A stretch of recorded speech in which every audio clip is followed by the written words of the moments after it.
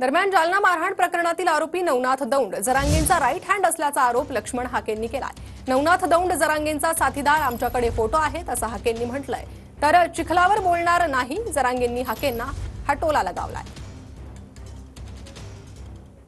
मनोज जरांगेचा तो साथीदार आहे, त्याच्याबरोबर फोटो आहेत, अनेक कार्यक्रमामध्ये इन्व्हॉल्वमेंट आहे, राईट हँड म्हणून ओळखला जातो मनोज जरांगेंचा हा साथीदार आहे नवनाथ दौंड, फोटो आहेत आमच्याकडे।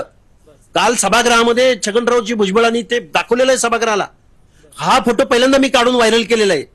त्या माणसानं माझ्यावरती राजकारण करायला इथं हाके येतोय। परत त्या कैलास बोराडे नावाच्या जो यातना भोगतोय त्याच्याकडे याच नवनाथ दौंडनं माणसं पाठवली, तुला 2 लाख रुपये देतो, तुला 5 लाख रुपये देतो, तू केस मागं घे, तुझ्या पोराला 12वी पर्यंत आम्ही शिक्षण देऊ, अशा पद्धतीचं कृत्य नाही। कसल्याचे प्रश्न ना काही चिरजो, किचडाचे प्रश्न ना काही चिरजो, त्याला माणूस हे लागतो, महत्व असणारा लागतो। कारण आपण कालच प्रेस घेऊन सांगितलेलं आहे, आपण समर्थन करत नाही।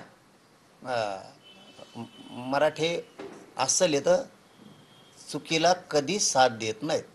आणि परवा बी सांगितलं, काल बी सांगितलं, म्हणून त्यात काय आम्ही का मोर्चे काढले, रास्ता रोको केले,